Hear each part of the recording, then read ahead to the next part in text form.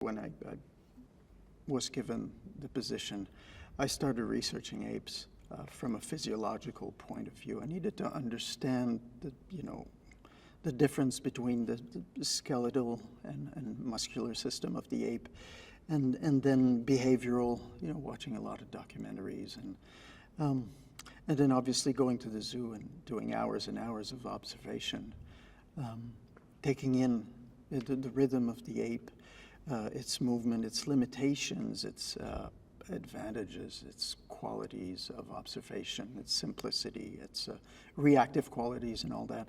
And then when the cast came about, it was really for me about to first get them to become aware of their body. So I developed a series of exercises for them to augment and develop their new neural pathways, for them to have tools to get into the ape format.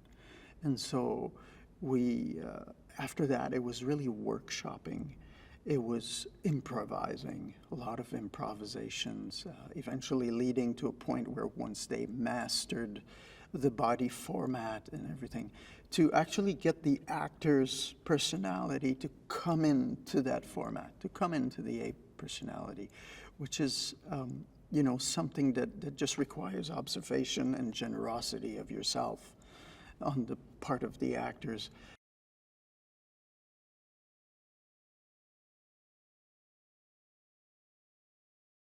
Where Andy came in was later in the process, which was really great because there were certain aspects that were beyond my abilities. For example, developing their voices and other, fine-tuning of their character, which is where we had a chance to sit down with Andy and do some Zoom calls, and he was extremely generous of his person and made available all his experience for the actors, and they got to play scenes with him, and they really fine-tune the ape for the movie. So that was a beautiful contribution for sure.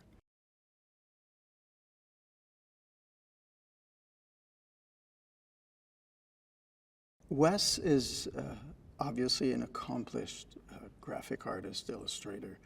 He works from vision. He's very playful in his style, which is right up my aisle in terms of creating, obviously. And he, in a way, risks a lot by being, intuitive when he comes to a scene and it's time to do it. And he loves to explore different possibilities and try different things. And, it's always a little bit scary for part of the process. But once you surrender to it, in my opinion, it really allows this magic to come out, It's one thing. In physical performance, we always say if you premeditate, you're done. It's not going to work. And so he has, in my opinion, that quality of just getting there on the set, seeing his performers on that specific day, and rehearsing it and tweaking it and playing with it and seeing. He allows himself to go in other directions when he sees a jewel, presented to him. He just goes for it.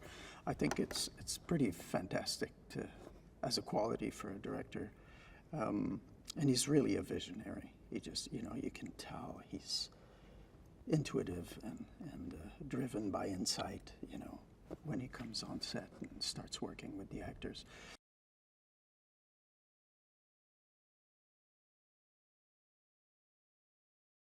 It's interesting because the creating a feral human is kind of it's an arbitrary choice, and it's dangerous to go into the cliches of the prehistoric man and all that, which is it's all there.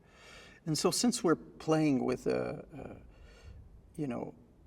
this is about 300-400 years after the death of Caesar and the pandemic that has caused humans to lose their cognitive abilities and their verbal abilities. I decided to deconstruct everything that was civilized about a human. All the workshops I did with them were about connecting to Earth, connecting to everything around, reconnecting with everything that we hear, that we take for granted, and wipe the board clean and just be, so that they retain their elegant qualities and their ability to use their hands, whatever, but deconstruct the way they run, the way they walk, and constantly be in touch with everything around them, which created a very vulnerable human being, which was, I think, very beautiful. It's a travel picture. We're not in one place for very long, so I'm building massive sets for sometimes an eighth of a page. We drop in, we see it, and we move on. So it's ever changing, and there's a lot to soak in, and you get that sort of road picture aspect to it, which is fantastic. We have a lot of horses in the film, that sort of thing going on, and that sort of character development as we go with our young character. So I think there's it's a great adventure ultimately.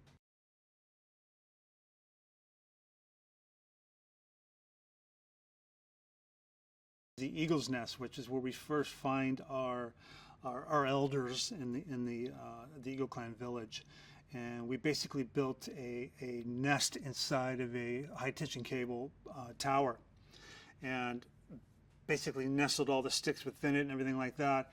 And that was a really tough set to design and orchestrate from the point of the engineering of it. We had to build a precise model with the sticks in the right area, what was going to be structural, how much weight could it take, because we had a certain amount of characters in there, we had a fight sequence. We built the thing on an actual metal structure on the set, on stage, about 3 meters off the floor. To the top, it was about 14 meters. So that took a lot of figuring out, and it was, it wants to feel random as well. So trying to make something feel random and yet be stable and safe was the trick. And all the carpenters that worked on it, we had to tell them, put the tape measures away, eyeball it. Nothing wants to be a straight line if you can help it. No straight corner, no perfect corners. Just forget what you know and try to make it really loose. And that one I think really came out well.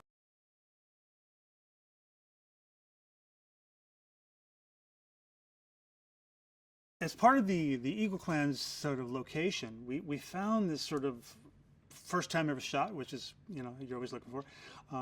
Great location up against the escarpment. And it was a bit tricky getting there, one road in, one road out. We basically had to plan this whole route up and everything.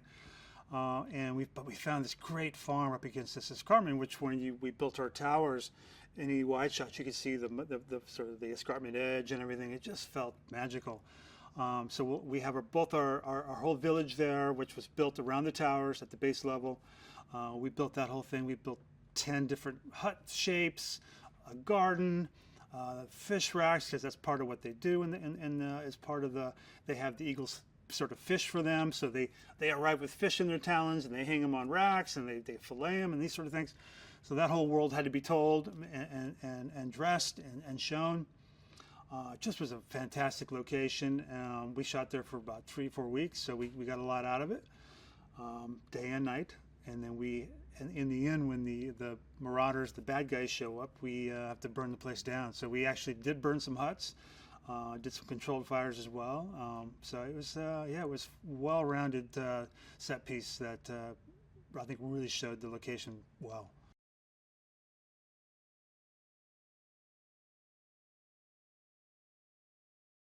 But we're about 100 years on, I believe, and really nature should have taken over. And in all the sort of research that I had done, is nature does start to take over. And you look at even ruins that we have now. You look at 25 years can go by, and you'll see it's engulfed in some kind of plant.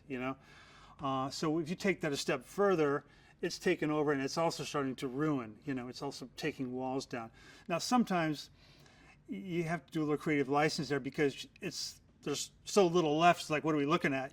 So we backed off that sometimes so you can actually have some architecture to look at and we can sort of react to and play with like that. So it's kind of the Bible for that was always a little bit of a moving target because, what was probably reality wasn't always exciting visually. So that we kind of played with that a little bit in terms of what was overly greened. And I'm sure in post too, we'll play with that a little bit and, you know, pushing that, pulling that a little bit. When I first read this script, the thing that jumped out at me pretty straight away was, in Noah, you've got this really intriguing sort of young character who's still a bit naive, you know, hasn't really experienced anything, and he goes on this really interesting journey, meets Raka, and so we've got these really interesting characters, and then the other side of that is you've got this fantastic villain with Proximus Caesar, played by Kevin, just an enormous character, which these two completely different personalities clashing.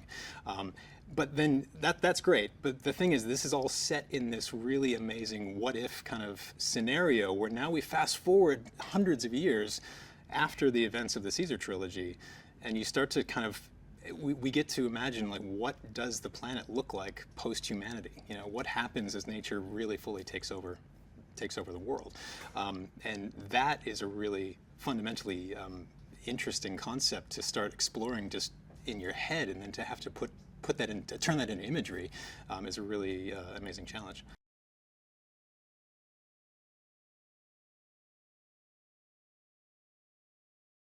When we did Rise of the Planet of the Apes, that film sort of came on the heels of the work that was done in Avatar in terms of the performance capture, the technology and the processes that were worked up to make that film possible. Except that we then took that idea and took it outside. You know, we took it out on location in the sunshine because that had not been done before. And through those 3 Apes films, that technology kind of improved, it became more robust. We were able to then take it outside in the rain or take it out in the snow as those films progressed. And this has actually kind of a similar trajectory in the sense that we just had Avatar's, you know, sequels that came through production that then sort of vaulted that performance capture forward in different ways.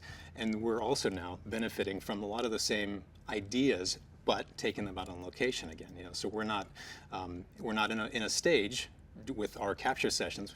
Primarily, we're out in the world, out in the wilds of Australia, and dealing with all the sort of elements that nature's throwing at us. But we still have to get a lot of this really nuanced performance capture in those spaces.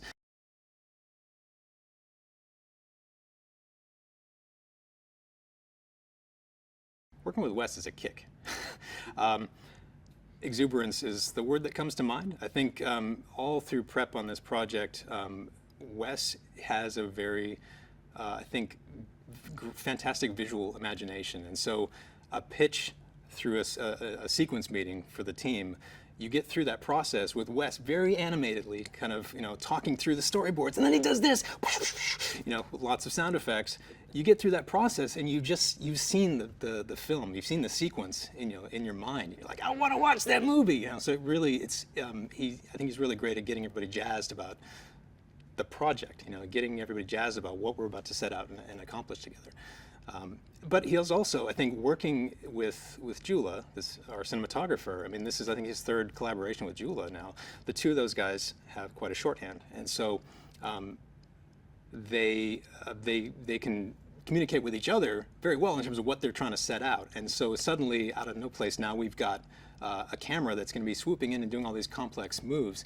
And when you look at the sequence cut together, there's a very cohesive kind of blocking of complicated choreography of actors and camera kind of dancing together, where information is revealed just in time when it needs to be, which makes for a really fantastic sequence.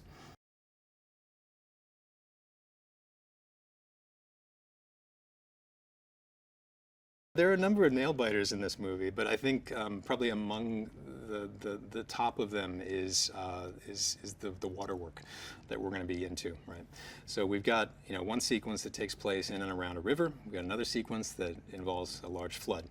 And in both cases, that's asking us to have to now not just simulate complex water simulations, but also introduce apes into the mix. And now we're talking about wet apes, which we've seen a shot or two in the previous films, but that's really challenging work. We've got a very demanding scenes because both of these cases are taking place in broad daylight. There's no hiding things at nighttime or anything kind of like that. We've also got a very challenging sequence that takes place around a human hunt in tall grass, which is a throwback to the '68 Charlton Heston film, right? And that scene is going to be quite complex in the sense that we've got a lot of our feral humans running around, splashing through the river, but they're being chased by marauding apes who aren't there on horses with CG zebras. It's just like a really kind of chaotic sequence that we've got our photography with our stunt players running around in their feral human costumes splashing through the river. But now we're going to have to work all of our apes in amongst all that splashing into the tall grass and working through that. She's extremely brave for a start, and physically strong. I mean, I'd be dead by the time quarter of the movie's done. And anyway, and she's got so much fight and so much drive. But I also think that it's not just as simple as that. I think she's being driven a lot by, like I said, the backstory we created in terms of her parents. She's also, even though you don't necessarily know that in the film, that's what's going on in her head. She's being driven by the fact that people before her didn't succeed at this mission, and that's part of the fire in her to succeed, or to at least try. And even if she dies trying, it's kind of all she's got now. The people she's loved, or some of them, I mean, there's still people she cares about back at home, but they've gone. And so I think that's her. She's just got a huge amount of drive and focus and fight and fire in her stomach, in her belly to complete it, the quest.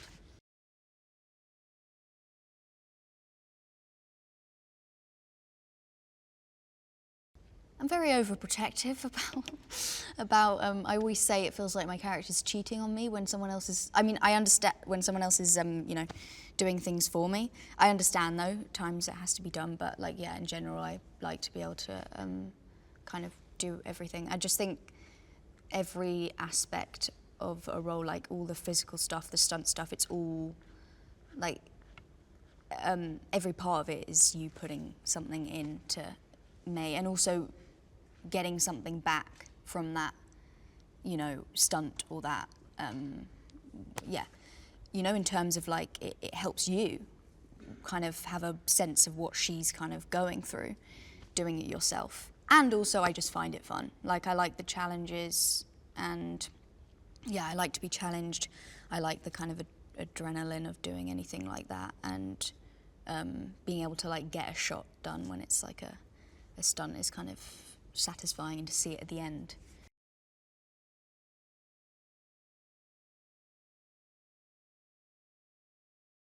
He's got so much energy. He'll come and explain what's happening for the scene, and he'll do every sound effect and movement. I mean, I remember at the start of when we were preparing for this, we just had a meeting about my hair or something, and before I know it, he's under the table, pretending to be a feral human, and it was just fantastic. So you can just watch him and reenact the whole scene, and it kind of gets you it gets you excited knowing what his vision is, and he's very sensitive, very sensitive to if you're, if there's a heavier scene, to talking you through that and giving you the time if you need it, and whenever I've had any fears or problems about a scene, we've spoken about it until we get there, and he kind of sets a nice comforting environment to be able to do that, which is really nice.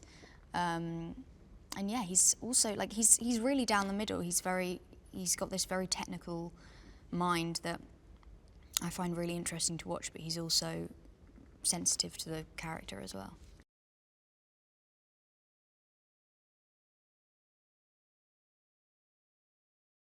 I mean, people will see different things and connect to different things. I know that if I was seeing it,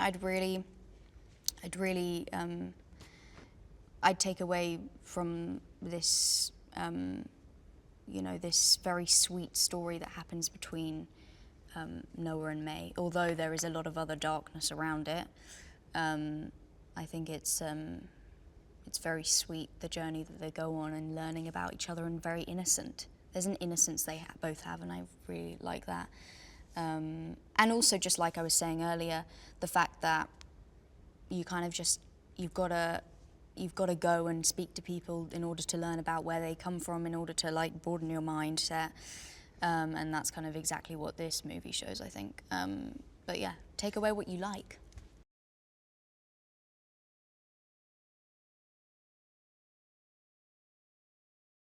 Owen is an absolute delight. I love him so much. Like the minute I met him, we just connected. I mean, we had our first audition over Zoom, and somehow we managed to kind of connect. And yeah, I just immediately felt safe with him. I don't know, he provides a really nice, like, kind of safe energy, and also I managed to, as the shoot go on, eke out this kind of naughty Owen, which was fun. Like, we just started having so much, you know, like just laughing around on set constantly, and yeah, I don't know, he's like so much fun, as well as also just being like really, you know, making me feel safe, and is just really kind and very generous. So I have not a bad word to say about him. We knew that Wes wanted to do a one-er for the Marauder attack, which is where the Marauders go into the Eagle clan and decimate that village. The main character, who's played by Owen, we tracked him through literally a single shot, which went over a minute. We started with understanding the parameters of the size of the location. We mapped that out in our rehearsal space. We have a stage that we've set up as a rehearsal space for this show, and then we just literally developed his move through the whole shot. But it wasn't that simple. So we worked with the previs to have a look at where we needed to place Owen within the configuration of the set, knowing that all around him was pretty vicious action with the Marauders attacking the Eagle clan. But we knew that from a methodology point of view, we could only capture a certain number of performers on the night. So we worked with Owen as doing the whole shot himself. We rehearsed it in our space, and then we rehearsed it a number of times with the film crew on location. And then knowing that in volume we'd be supplementing all the action, all the background action with stunt performers in volume, and building those vignettes at a different time.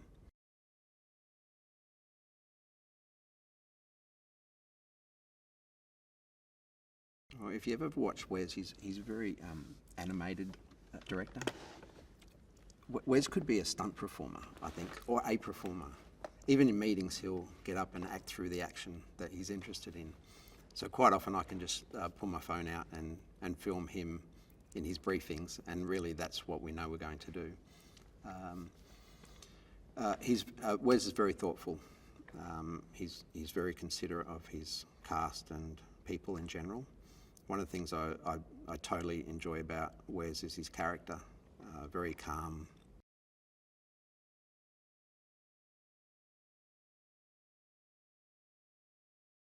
I have a core of 20 in my team. We have 5 ND apes who track the whole show, so they play anything from an orangutan to a chimp to a gorilla, and then they can play other characters. So we can have we have a range of probably 3 to 5 inches of height difference with a cast. So if a cast is 6'6", like Kevin is, who plays Proximus, I can have a double for him who's a 5-inch range below that.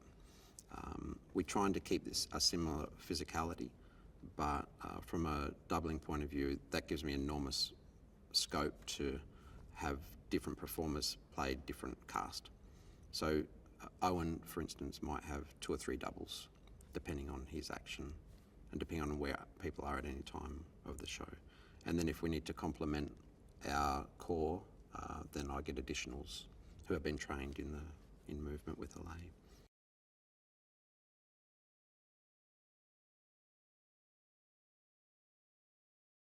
There was many times that Freya was being chased by a horse, and in one of our sequences, a net was thrown, 2 horses threw a net over a group of ferals, which May was captured within the net, and she was able to escape while the other humans were dragged away. But on that, I've got to say, Freya is probably one of the most beautiful runners you'd ever see. Like, her physicality for running is just fantastic. There's no doubt about it. And she was, from our first conversation when we first met, it was very clear that she wanted to do as much of her action as possible. And I hear that all the time, but she genuinely is an athlete. And Freya's super keen to be involved, and she's very capable. My initial meetings with Wes were really early when I started. Pretty well the first day I started on the show, I started talking to Wes about horses, and he had some very specific horses that he wanted to choose from. Colours were a big thing, size was a big thing, matching the horses to the actors was a big thing. So we pretty well presented him with a series of horses to have a look at, and he handpicked the horses for cast that he wanted.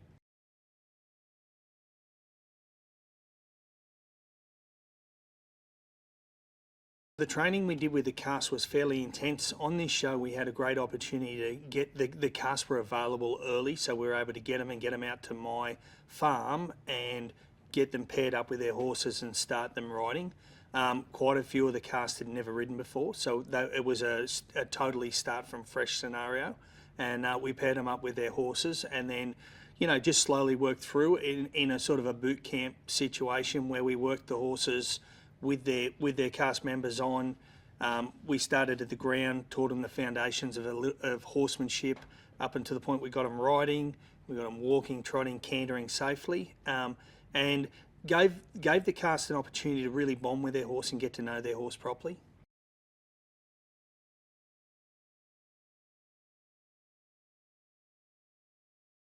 I've got 6 full-time wranglers on the show, so I've got myself, and then 6 wranglers that are working with us. They're all people that have been with me for quite a while and have worked on other productions. And then we have, I guess, a pool of about 15 riders that we pull in, which are on-camera riders to ride the horses in different scenes. Some of those guys are qualified Olympians, show jumpers. One of my main guys is a high goal polo player who's played polo all over the world. And I've kind of assembled a team of people that are just remarkable riders, fantastic horsemen that also have a love for horses.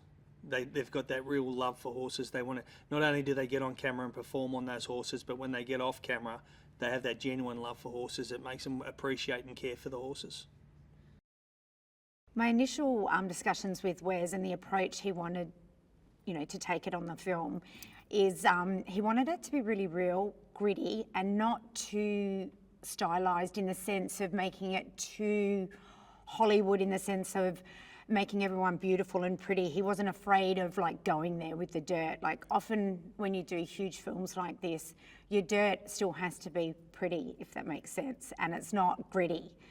And he was really enthusiastic with, me doing lots of tests of how dirty we take the cast. So it was great. He was really open to everything. So it was awesome.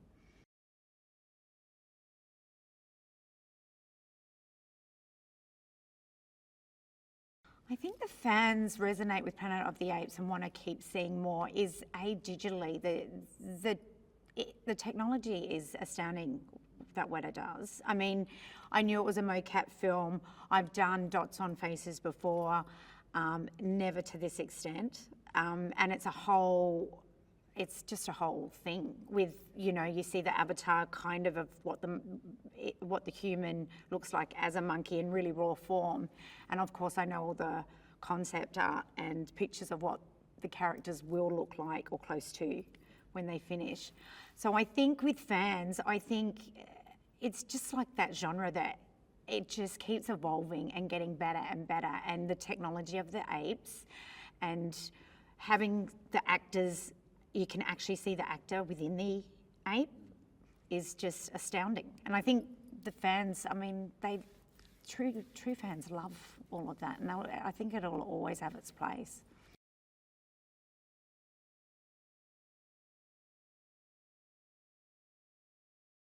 I would say the colour palette for this film is quite moody. It's really sort of textured and earthy tones. But there also is the warmth in it, which I think is really beautiful. Like when we get to the interiors, it's really warm candlelight. And so I think with costume and the same with, you know, colouring with lips and things like that, we've had to adjust. Most days we adjust for what, you know, what the film, well, what the lighting is. Like in studio, when we're in studio and it's an interior, it's quite warm and dark and it could be lit by a candle. So for example, like Bill's got a prosthetic on his left side of his face. Sometimes if they put it, depending on the scrim or the whatever they put, you know, next to him lighting-wise, can definitely change the colour. So often we're always adjusting through once we see them on set.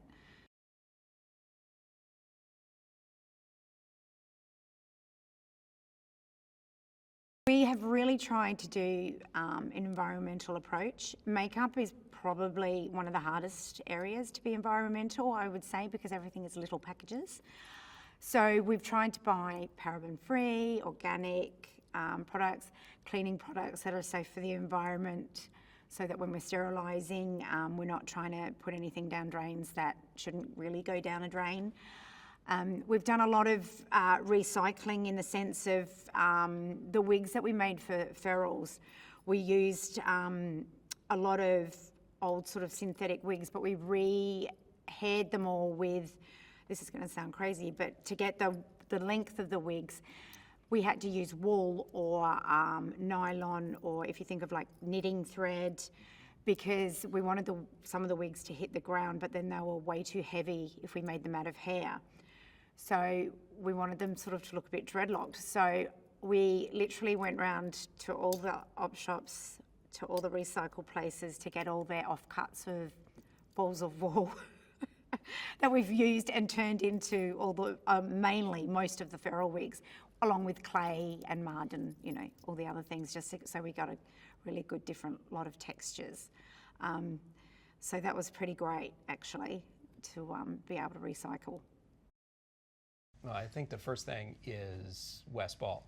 Yeah. I think that's the most important differentiator from all of the previous movies, is the vision that he brings to it and the skill that he brings to it.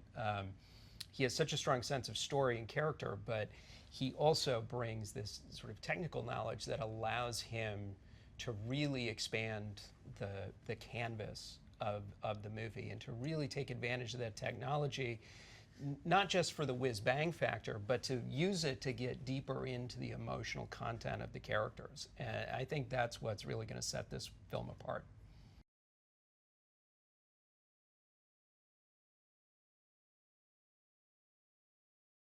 We wanted Proximus to be a different kind of villain.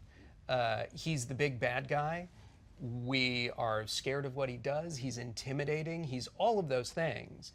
But he's got a real strong point of view that maybe isn't wrong, and he's charismatic. He doesn't lead by fear necessarily. He leads by drawing people into his vision of the world, and it's not, you know, he's not a mustache twirling ape up on the thing. He comes out and he seduces you, and Kevin got that immediately in his read, where he was having fun with it. He was being charismatic. He was trying to draw you in, but he's also an enormous human being. I mean, Kevin Durand in real life he's a building, and he's also really nice and sweet. So he just is Proximus in a lot of ways. And I think it comes in the good ways. Yeah, and he's trying to take over the world and enslaving huge numbers of people. But I think that he really brought Proximus to life in a way that I don't think anybody's seen a villain like this before.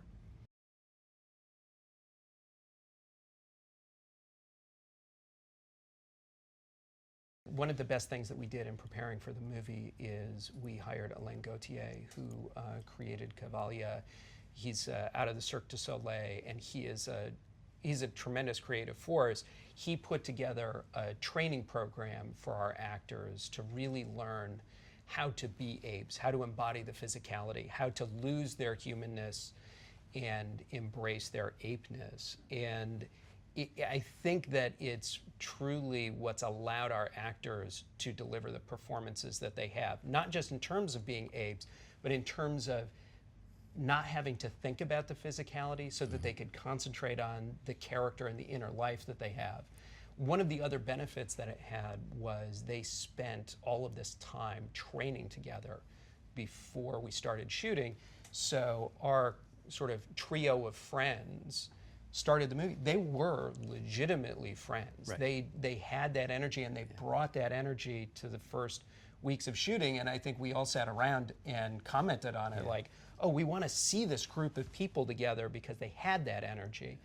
And I think the same was true with both of the parents, Noah's parents being involved in that, and it's really been a big difference for the making of this movie.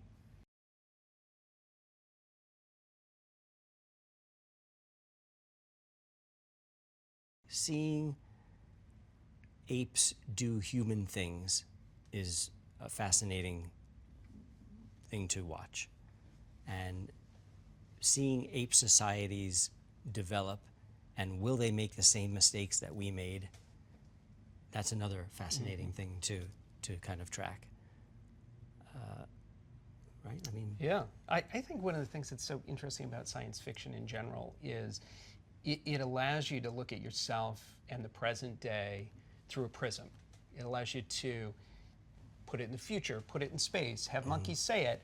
It allows you to distance yourself from who you are and where you are, and still analyze the same issues, the same personal questions, the same philosophical questions. And I think one of the things that sets Planet of the Apes apart as a franchise is that it asks philosophical questions. It asks really deep questions about who we are, about identity, about how we work as a society, about how we work together or don't work together.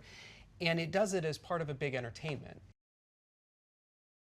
To extract every bit of information that he possibly can from him. And I think in the midst of it, while he's trying to create this future for apes, there's a real adoration for humans as well, because he's like, look at how they dominated for so long, you know.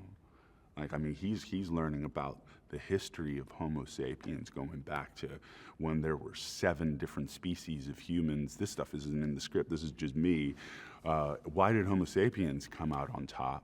And why and how did they rule for so long? How did they evolve so quickly and achieve everything that they did through the agricultural revolution, the industrial revolution, you know, all the technology that they created, especially in the last century.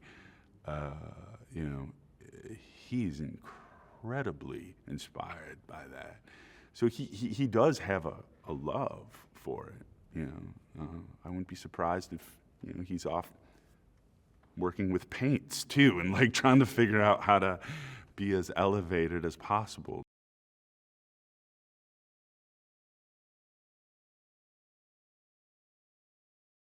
I missed ape school because I didn't start until later on. So I had a one-on-one ape school with Alain to understand the actual anatomical differences between, you know, our human bodies and the specific ape that you were playing. So I'm the only bonobo so far in this world. So he helped me kind of understand all of that. So the physicality was, you know, I had a good like 4 weeks just working with him pretty much every day, talking about it, exploring, trying to figure it out. And it was a really exciting process because I'm I'm OCD, so once I grab onto something, I can't let it go until I figure it out. And once the body was all there, you know, I would, after working with Alain, you know, we'd be on set, and out of nowhere, Owen Teague would see me, and we would go into these, he would just start these improvisations. He invited me into this world that he's been in, and we would go off for like a half hour doing these improvisations and developed so much subtext between us, and just a brilliant guy, brilliant actor.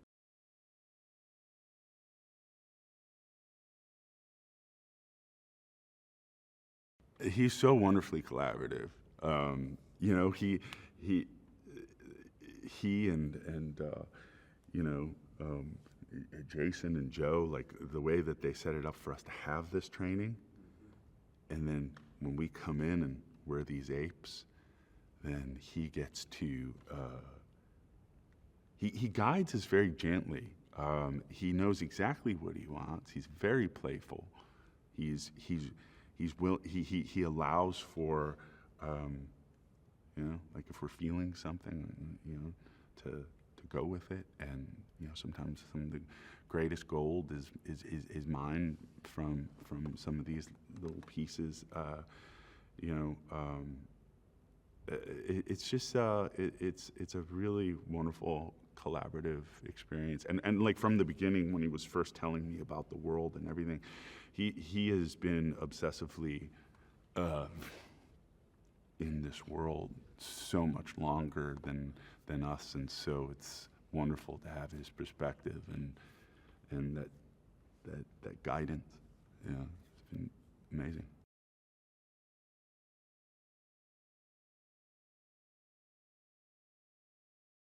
The production design is so stunning, and working with this technology is so liberating, because even when you're not on an actual practical set, you have a really good idea of what it's going to be, because they already have these worlds that we're actually walking through. You see them as we're shooting sometimes with this one. So it's not hard to imagine that you're there in that spot, even when we are in volume. But then when you're on these sets, then everything just feels so legitimate and real. And my kingdom, you know, the hall, my dining hall, it's like every single aspect of that place was just so immersive that when I'm sitting on my throne and Noah's walking in for the first, there's no guesswork. I'm just there because they've created it in such a beautiful way.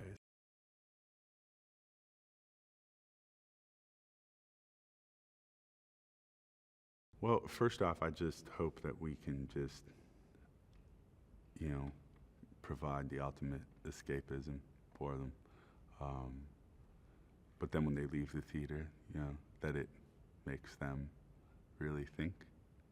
Like I said, like really kind of take a good look at themselves. And you know, I feel like as humans, we are evolving. We've created a lot of problems, but I believe that we are evolving in a positive way, even if, you know, we're constantly being reminded of all the negative.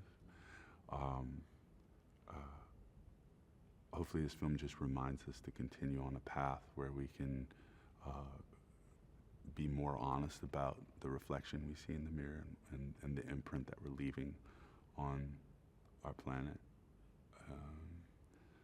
So, you know, it's a pretty big buffet of what we're hoping they walk away with, you know.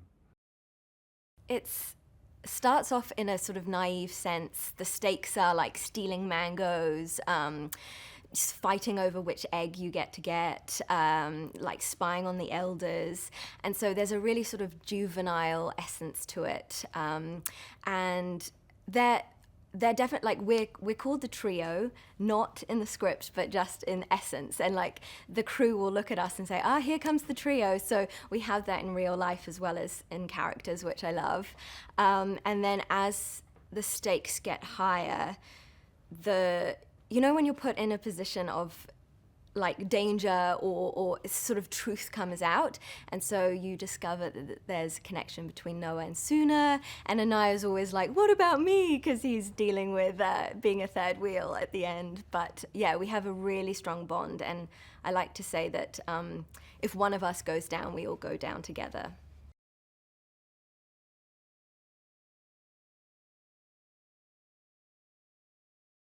What I love about Soona is that in the previous Planet of the Apes trilogy, women were seen quite as iconic, like the mother or the wife. But what Soona is she's just a whole being, and she's one of the boys. She's doesn't play into sort of the stereotypical ape, which is an interesting thing because in nature the females have a very strict role, and I liked that in the evolution of this trilogy they've also evolved the roles of what a female is in that hierarchy.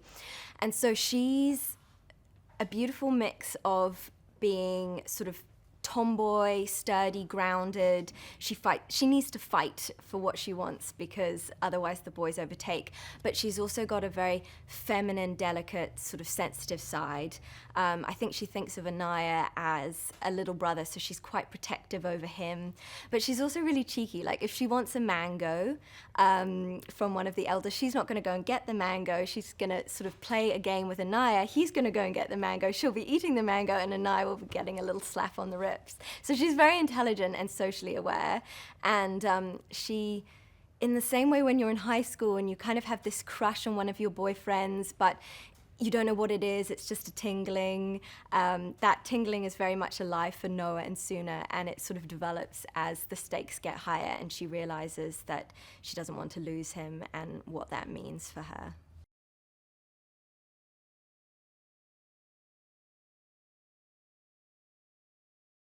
I cannot speak highly enough about our ape training process, and as we call it, ape school. Alain is such a gentle master at bringing us together, and he really looks for what we naturally hold and how we can evolve that into our character.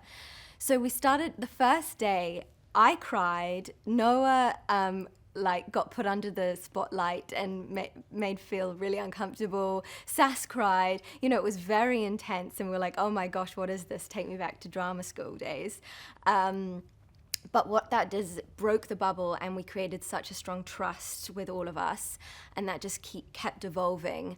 And we'd spent hours improvising, which was amazing because you created connections in your characters that were really strong. And in the script, you don't necessarily see Soona and Anaya as whole beings, and like you don't see their whole relationships or their whole journey.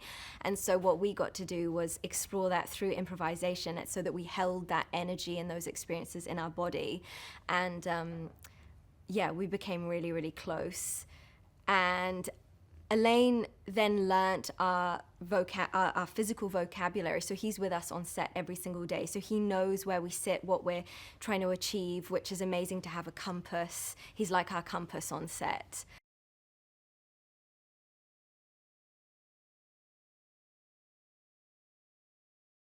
Working with Wes is incredible. He's very visual, so when he comes and talks to you about a scene, he sort of gives you an energy.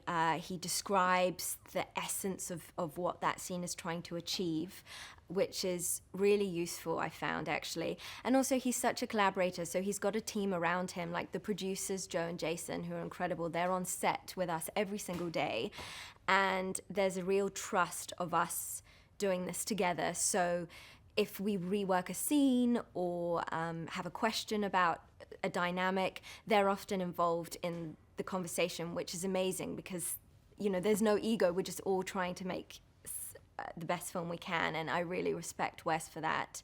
And sometimes he does change the scenes, but they're always for the better. So mad respect. You know, you learn to trust, and he's always listens. He's very generous. He's a collaborator, and you can really have conversations about the character with him before going into the scene.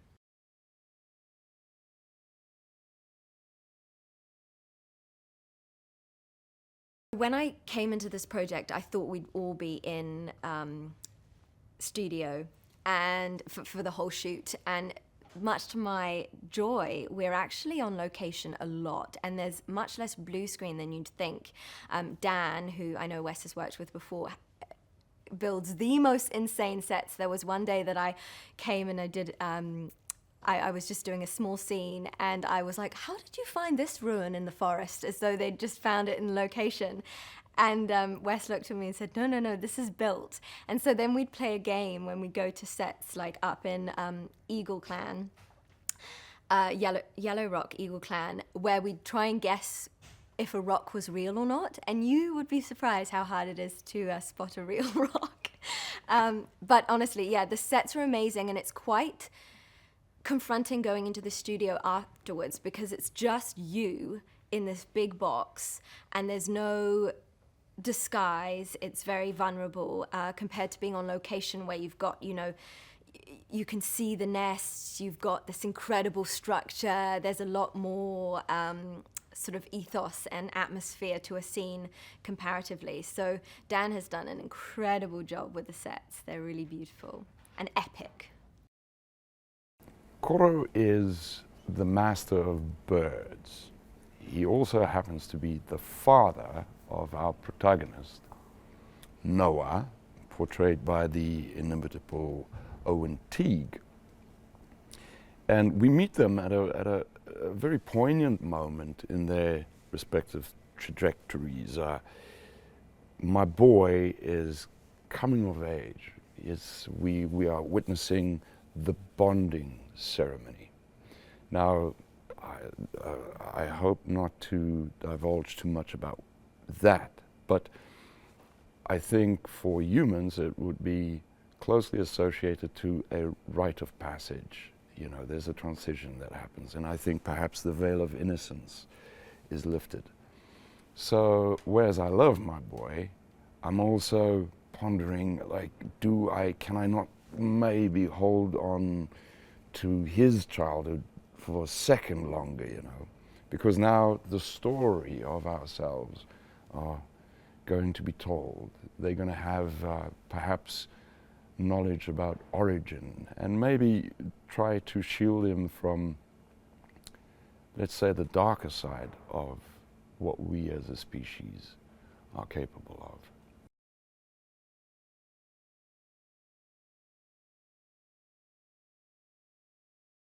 I think it's a great privilege at my age to be presented with a character that you're going to attack at least somewhat from one's own physicality. That's going to be your first filter of negotiation, right? It's not the cerebral or cognitive side. And we worked with Alain for a number of weeks, and I think it's just to create an awareness of what the body is doing, that we move differently, little things that I was unaware of. So it's helpful to sort of assimilate into that process and at least start thinking about physicality, limitations when it comes to that. And that is not something that I think you could just arrive on set and turn on and off like that. It needs to be an assimilated understanding, physical understanding. So we spent a number of weeks going through that, getting into the body. And it is so idiosyncratic because as human beings, we all move and behave in different ways. The same goes for these primates, you know.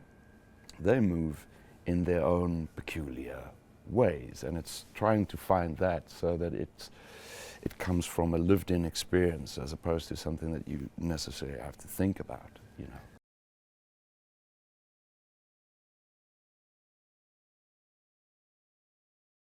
It was great because I've worked with some of the stunt people before, so we just slotted straight back in. They know me. I think fundamentally that's the reason why anyone, well, me, why I would have wanted to become an actor. And it was like being inspired by Bruce Lee and Chuck Norris. You know, I like the physicality of it, and I'd like to go all the way with that.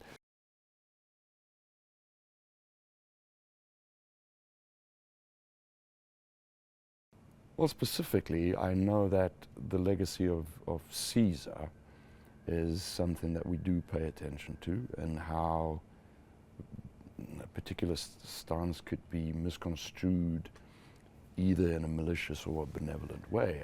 You see that with religion, for example. You could use the exact same text and vulgarize it, or use it for the greater good, right?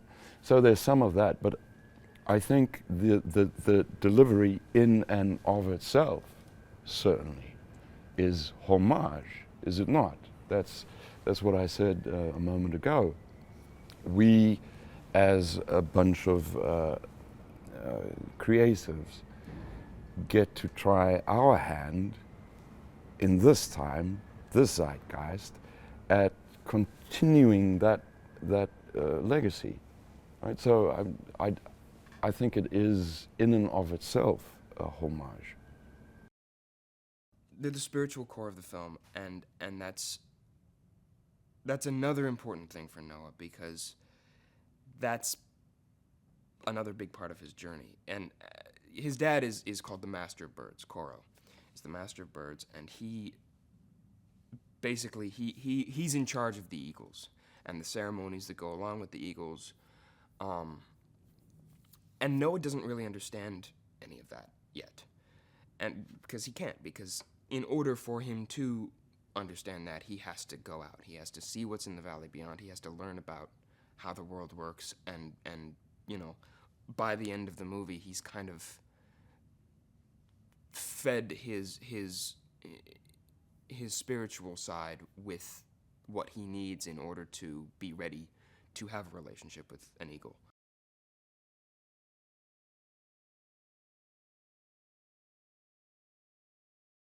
So Soona, Anaya, and Noah, we were born, we say, within a sunset. So we were born on the same night. And we've pretty much spent our entire lives with each other, bunking together, hanging out, climbing together. We were born within a sunset, we climbed together. And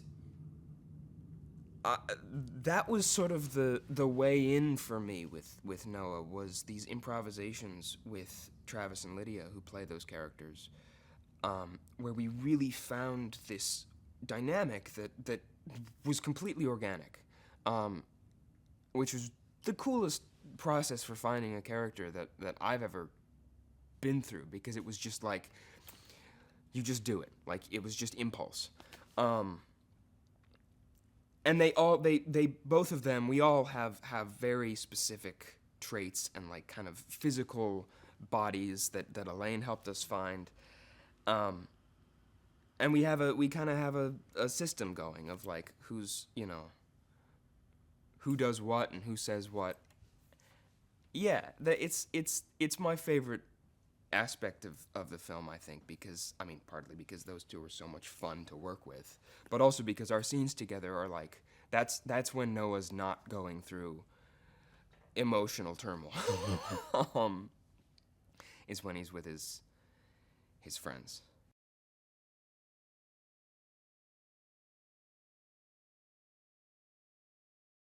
We were sitting on the floor, and we had to get up in ape school and become our ape character, get into our forms. And then he started interviewing us as the character, and it was the first time that I had spoken as Noah. And I had no idea what the voice was going to be. It was terrifying, but it was so helpful to, be asked these seemingly kind of innocuous questions and then have an answer that was just there. And I didn't really know how it was there, other than, I'd read the script and I'd done that kind of stuff, but we hadn't really explored anything ever. And then we started doing these improvs where, like, we would be in a room and we would throw a ball back and forth as apes with, you know, the kind of hands that apes have. We would just toss a ball. And it began, what I'm describing is the first instance of this, but it started happening almost every day, where we would do an exercise and that exercise would grow into an improvisation that had no, like, setup. It wasn't like, okay, you are going to do this and here's the situation, go. It was just like, we're tossing a ball back and forth and suddenly we're trying to get it from each other, and now we're putting it on each other's heads, and now we're chasing each other, and now the whole room is in a frenzy of you know, playing with these tennis balls.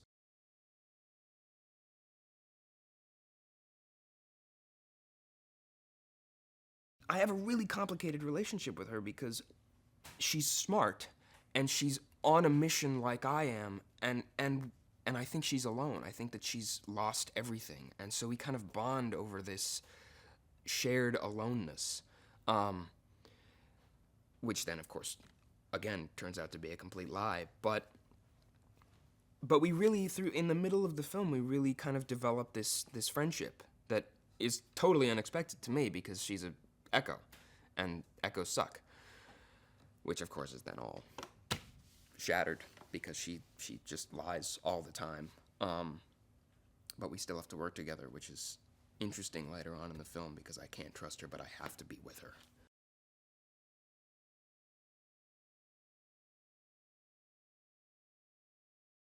Part of Ape School was working directly with Andy Serkis, which for me was insane.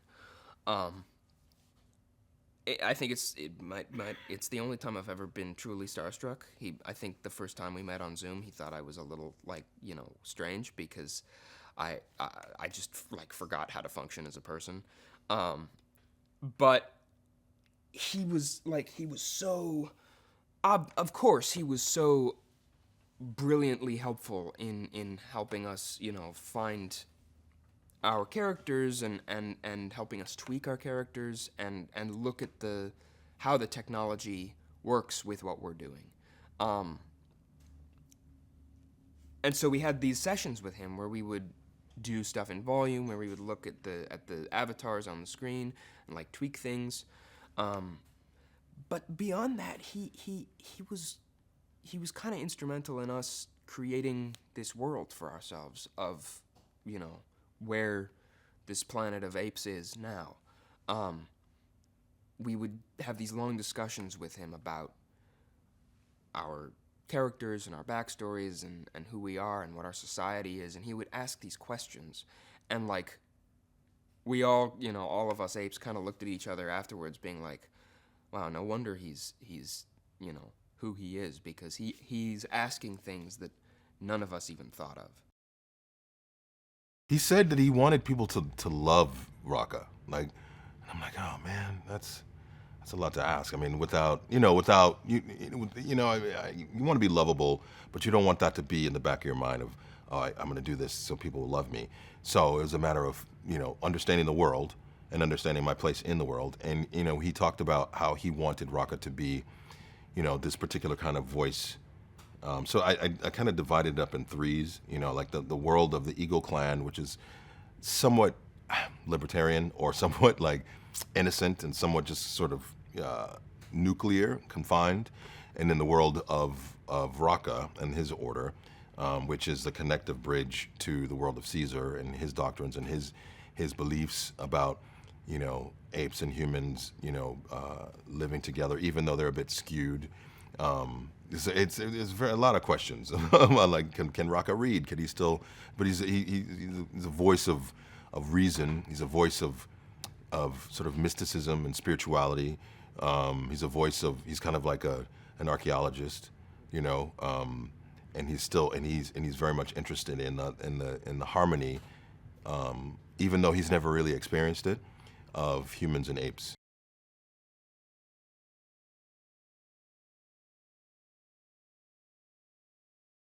he's a monitor of, and he's very curious about the expansion of consciousness and ape consciousness and what it means to be an ape and what it means to coexist and what it means to, you know, I say that we, you know, one of my missions is to treat humans with kindness. Like, you know, and at this point, we just see they're feral, you know, they don't talk, they're like, you know, the herd of, you know, gazelles. And he still has it in his mind that, you know, human beings, because we have all these murals and we have books and all these things, and, you know, that there was a time, even though it's skewed, there was a time when humans and apes like they lived side by side. Leave out the fact that the apes were in cages, but this again, when it goes back to the notion of stories last longer than actual history, but the mythology of the idea of coexistence, and like I feel like he is the voice of that, where, you know, Noah is very secular, his clan, the Eagle clan is very, you know, this is the law, and, you know, and nothing else makes sense. And I'm like, no, the world is way bigger than what you think it is. And I don't, ironically, don't know that it's as big as what Proximus has going on.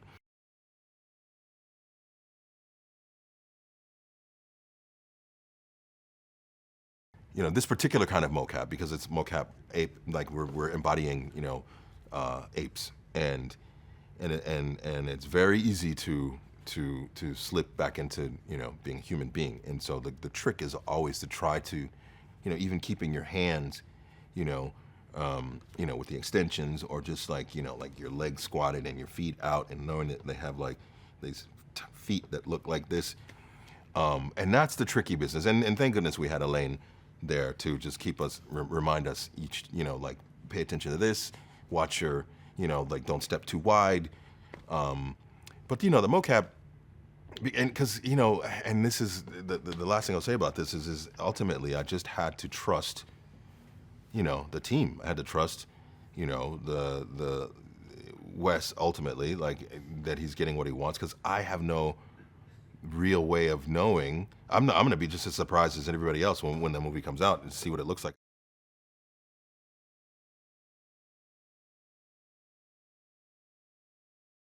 I think that why this franchise resonates with audiences is because it does ask the question. It puts the mirror in our face of, like, if we don't, you know, get it together, you know, we're gonna fall off, because apes don't need what human beings need. You know what I mean? Apes need nature in a way that, you know, and then it presents this idea of, like, you know, it's like a macabre fascination, I think, with our own demise. And then it also asks questions about evolution and expansion of consciousness, and that you can go on forever with that, because, you know, and that's why I love science fiction, because it just asks these questions of what's next. People, cast and crew may know I do this loud hooting before an action, before we call Wes calls action. And part of that was, part of my research was, you know how you listen to binaural beats when you sleep? I was listening to chimpanzees hooting, and that was pretty much part of my, a lot of my research was to just communicate through the, you know, as chimpanzee-like as much as possible with still the human qualities. Because he doesn't say a lot, I wanted him to say a lot without saying a lot through the hooting and the voice. So yeah, that was kind of like how that was like part of my research. And we went to the zoo, and seeing how they walked, seeing how they communicated with one another was also super helpful. And yeah, just seeing the different stages of emotions that they go through is very similar to humans. So that was really awesome to witness and also embody.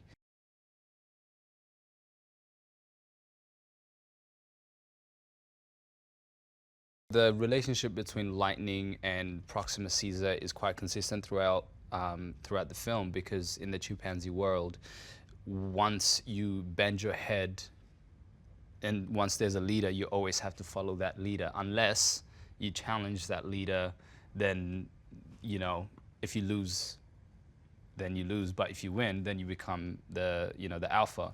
But in this case, the Eagle clan bent their heads so it comes to a shock to Noah as like, what's going on? But they're going back to their primal instinct of like, this is what we do. He owns us. And so for Lightning, it's the same thing. He owns Lightning. He's earned his position and proved himself to kind of be in the position that he is, but he wants to be just a little bit closer, just a little bit closer.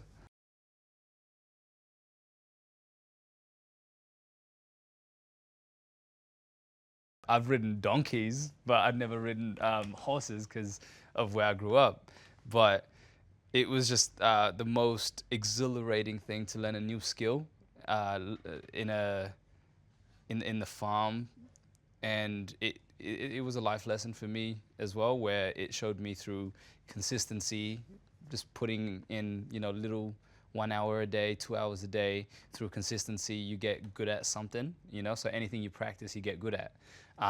And learning to horse ride just 1 hour a day was such a useful skill in the film as well. And yeah, we learnt by riding little steps, just walking, and then to trotting, and then eventually cantering. Because myself and Ika, majority of the time, we're seen on horses. Like about probably 80 to 90% of the action that takes place with our characters, we're on horses. And it was just good to get comfortable riding a horse.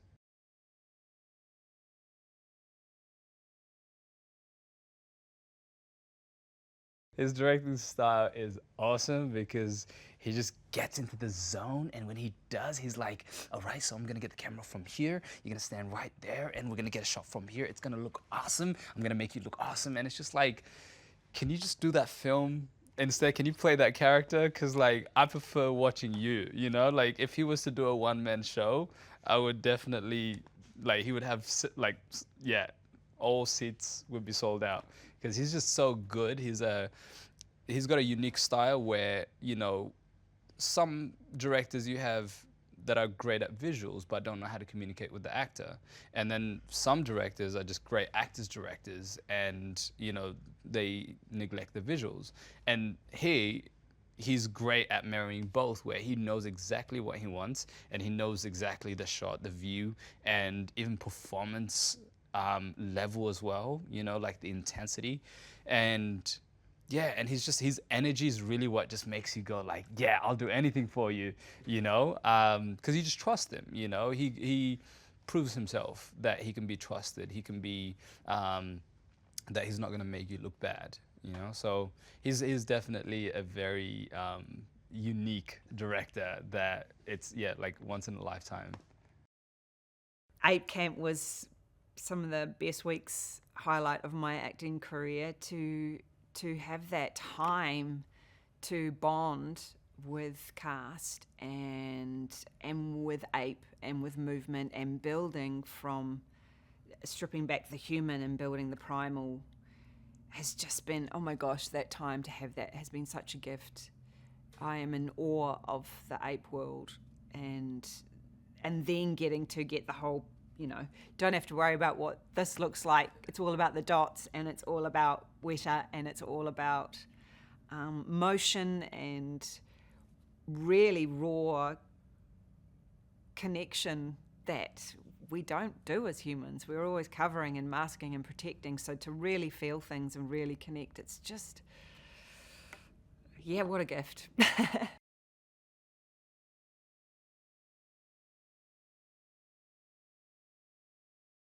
Oh my gosh, he's so fully immersed in each of the characters, the way that he's built the world in his imagination, the way we went into one of the production rooms and he took us through all the concept art and told us the whole story through the concept art. He pretty much performed it for us. It was just the most wonderful afternoon to see the boyish, no ego excitement that he carries with this story, and that's what he brings to set. Like, he just brings this enthusiasm, and he's willing to try different things and hear different things and just have a good yarn about it and take his time with letting us explore.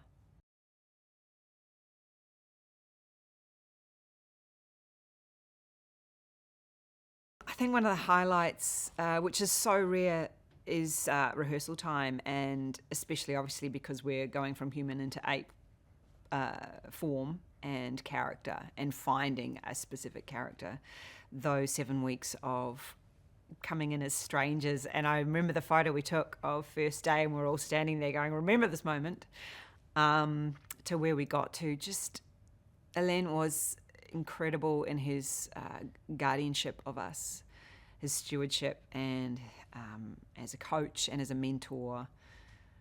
He set the tone, and being in our little dungeon downstairs with our bars and our improv exercises, just the fast tracking of strangers becoming family. We all wanted it. We all wanted to get along with each other. We all were very supportive of each other, and it was just I guess in that tiny unit, it was quite a magic experience. So I'm really grateful that was honoured and understood just how important it is to have that rehearsal time and bonding time. So when you do go out there, that shorthand's already there. It's around 200 or 300 years later, so Caesar is still such a huge part of this story. You know, his wisdom and what he's created has trickled down to all these clans and different groups of apes, and you know, it's very human. Apes have gone off and sort of created their own sort of stories and their religions in a way. You know, Eagle Clan, it's all about the eagles and being with nature, and so it's set in a world reclaimed by nature. You know, it's such a Wes's vision boards and the things we've seen, it's such a beautiful, terrifying world where nature has just taken back what's hers, you know, and the skyscrapers just eaten by vines and you know, rivers, raging rivers running through cities, and so it's an incredible world, and it's a world I've always really loved, and I think, you know, Wes is such a visual director, so I think it's going to be pretty mind-blowing. And who's in control? As far as Eagle Clan knows, we don't know. We're such an isolated clan that the teenagers, I don't think we've ever really seen violence. You know, that's another thing that's so beautiful about these films is the last trilogy is always in conflict. You know, they're always fighting. And this film starts with these apes living their best lives, pretty much, you know, playing and climbing and you know, just living in this time of peace. But little do we know, there's apes in other parts of the world that are a little bit more ambitious for power than we are.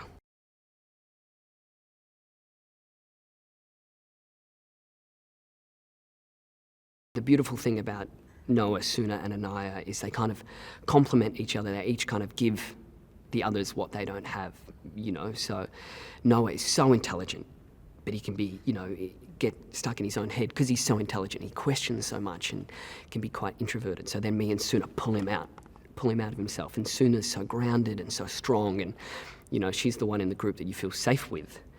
And Anaya is the rat bag, I think, you know, which in a beautiful way. And what I love about Anaya and what is so complex about Anaya is that, and you know, it's most people that have that sort of cheekiness or bravado. It comes from a place of you know, there's been some hurt. You know, I think Anaya is probably the smallest of the group, easily to be picked on when younger. So these two friends, you know, protect him.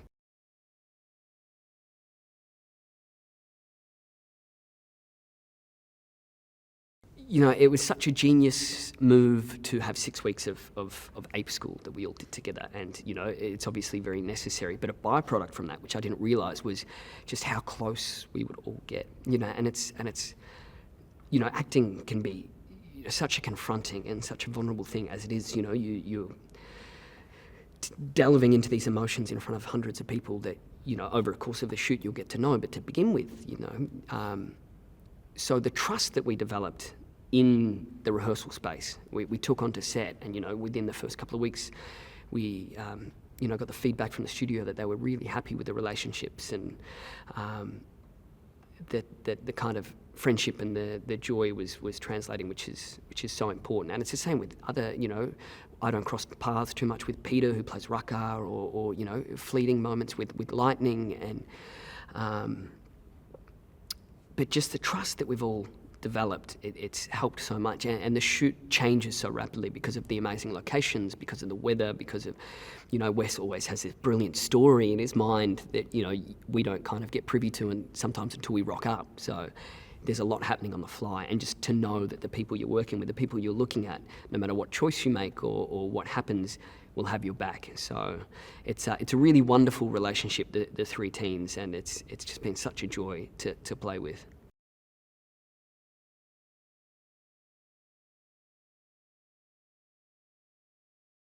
It's absolutely, the production design, Daniel Dorrance and the team, it's been mind-blowing, and it's such a mixture. As soon as you read the script and you kind of know what the project is, you go, oh, so we're going to be in a studio for 5 months. And then you start hearing that you're going to Wollongong and to the Blue Mountains. You're like, oh, okay, that's pretty cool. But the mix of location and then studio work, it's created such an incredible world. My favourite stuff is actually in the studio to see the pieces that they've built, the nests and the shipyard, Proximus's kingdom, and the detail. It's just, the entire team, the Greens team, the props team, they've just done such a mind-blowing job. Like, you could spend a week just looking at every intricate little detail on set. And, things that people may never see, but they're just there, the specificity is just... It's mind-blowing, and that's kind of, sometimes, it's easy to forget to stop, but, when you just stop and you look around and you go, okay, this is pretty cool. That's pretty cool. I've been doing post-apocalyptic setting stuff for quite a while now, actually, even before I became a director. I've been making shorts that have been following this stuff, and I've always liked the romantic notion of starting over, of something new happening, right? And so I didn't want to do kind of the smoldering ashes of a world thing. And obviously, I think in Dawn and War in particular, you do kind of set up this idea that mankind is on their last breath, essentially, and infrastructure is almost gone, and you leave that last movie with essentially seeing humans destroying themselves in a final kind of battle. And so I thought what was going to be really fun is to have a big cut, in our case, a couple hundred years, where what would happen when humans are gone, essentially. And the setting is really like in the remains of our world. And I love the idea that buildings and what's left of buildings anyway are crumbling away, and glass doesn't exist anymore because it's all broken out through the erosion in time. And I love the idea of just, the world is transforming back into this landscape, essentially. And so we were going to start the movie that way too, where these mountains that we find a bunch of apes climbing, they're actually buildings, but they're overgrown with trees, whole giant trees that are growing out of these things, and it creates these really kind of beautiful to look at, but also kind of haunting underneath this sort of memory of what our greatness, humanity's greatness.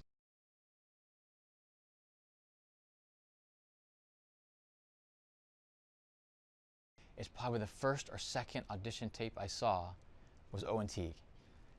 And immediately, it was no question, oh my God, he's Noah. He's the guy. And he was acting like an ape. I think he was doing it across his girlfriend in a small New York apartment. And he was just acting like an ape, doing these lines, all this stuff, right? And it was just so obvious. Like, that's him, that's him. We kept searching, of course, but I just kept saying, it's him. And Owen's just a delightful guy. He's super nice, super innocent, the hardest worker you could possibly imagine. The movie really, he carried the movie on his shoulders through the movie. He set an example for all the actors in the movie and how to kind of go about doing this role in a very hard, tough shoot. And he had to learn all these all the arm extensions things and go through the process of the dots and all this stuff, right? And yeah, it's just, like I said, it's a miracle that we found him. He did a fantastic job. He's really one of the greatest actors I've worked with. And I couldn't say more things about it. I hope audiences just fall in love with him.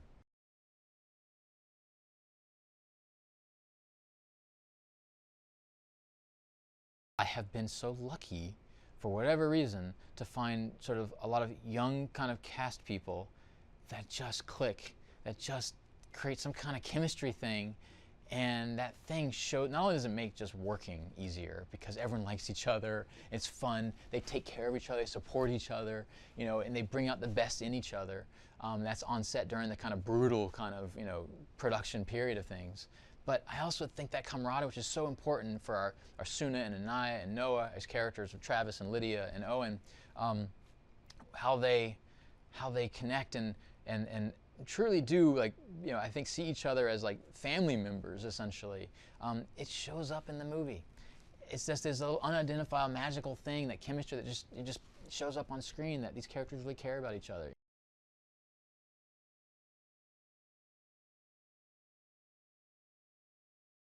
I've been spoiled as a I think a fairly young filmmaker. I mean, I've made 4 movies now with WETA. They are the best in the world, you know, at what they do. They just are. You know, I can't say how humbling it is to work with people that are the best in the world at what they do. You know, it's absolutely just a thrill every day to see the stuff they do. They are true artists. They are not just, you know, computer tech nerds. People don't totally appreciate the artistry and sort of storytelling, filmmaking, craftsmen that these people at WETA are. And it starts with Erik Winquist, our VFX supervisor, and they bring digital pixels to life based on the actors and the soul of the work that they do somehow goes through this incredibly complicated process, this pipeline, and comes out the other end, and you see Owen as an ape.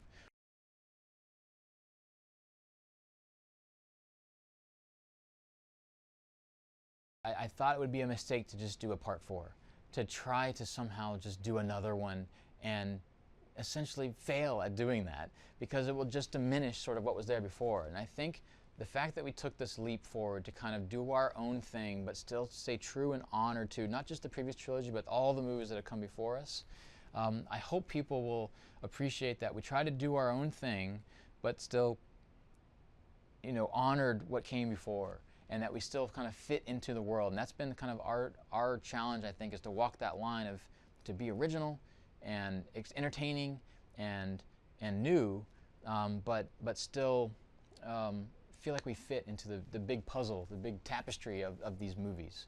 So I hope people will appreciate kind of a new tone, a sort of a new sense of kind of scale and scope, and sort of entertainment value, but still, we still try to be, you know, it's a sci-fi movie with big concepts, with big ideas.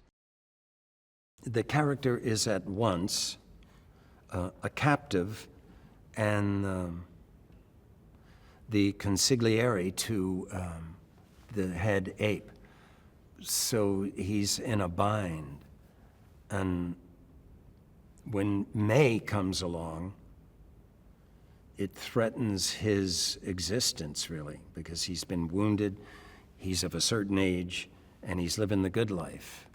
But she is horrified that he's abetting the apes who are enslaving the humans. So she thinks I'm on the wrong side.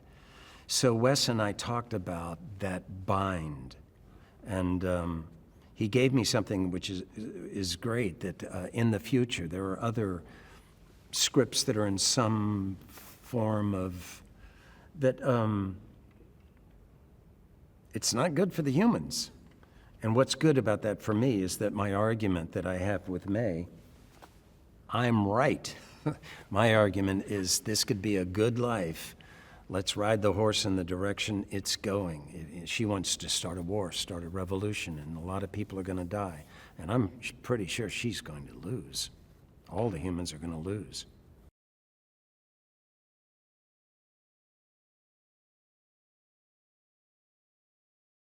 What I love about Wes is that, first of all, I got a shirt that's older than Wes, and he has such glee at making movies. When he's describing the scene, he can't help himself but to act it out, but not just what the actors are doing. He does the bombs and the wind and the gunshots, or there aren't any gunshots, but he says, and you come in, you go, whoa, and then, I hope it didn't offend him, but he was trying to describe something to me yesterday, and I said, don't act it. Just say clearly what you're getting at. Stop acting it.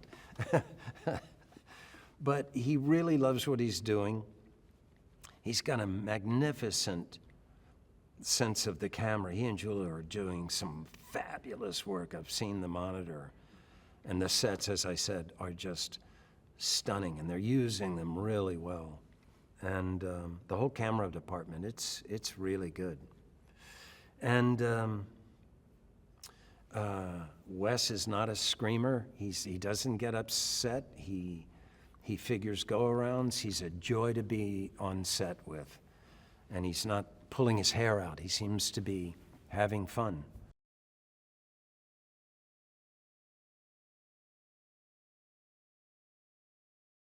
Well, fun first, enjoyment. Hope they get scared, hope they get surprised. There's a line that May says, and when I read the script, it popped out at me, and every time I heard her say it, she says, don't you understand, there's only room on this planet for one intelligent species. I don't know why that's wrong for the life of me, because it makes sense, but something about it ain't right. It has to do with intolerance or something, but I don't know. I don't know what it means, but that's the line that rings out.